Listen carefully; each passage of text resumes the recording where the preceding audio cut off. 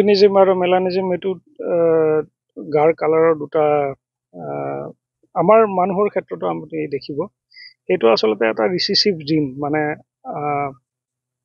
ৰিসেসিভ বুলি ক'লে অসমীয়াত আপুনি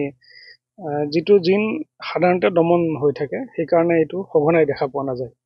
এইটো এটা এনেকুৱা জিন যিটো ধৰক খুব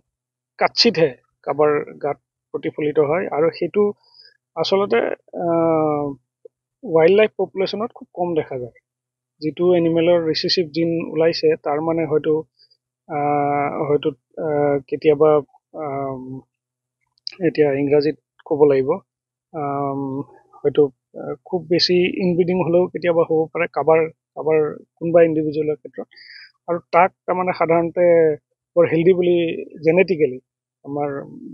বংশগতি বিজ্ঞানত জেনেটিকেলি বৰ শক্তিশালী বুলি লোৱা নাযায় গতিকে সেইটো এটা নৰ্মেল প্ৰক্ৰিয়া কোনোবা এটা পপুলেশ্যনত এটা বা দুটা থাকিব পাৰে এইটো বৰ চিন্তনীয় বা এইটো বেমাৰ নহয় এক নম্বৰ কথা বেমাৰ নহয় কিন্তু জেনেটিক যিখিনি জিন সাধাৰণতে প্ৰতিফলিত নহয় নৰ্মেল ক্ষেত্ৰত কেতিয়াবা ৰিসেসিভ জিন প্ৰতিফলিত হ'লে তেনেকুৱা এলবিনিজম হ'ব পাৰে আপুনি মহতো দেখা পাব দুই এটা মহত সাধাৰণতে ঘৰিচিয়া মহত দেখা যায়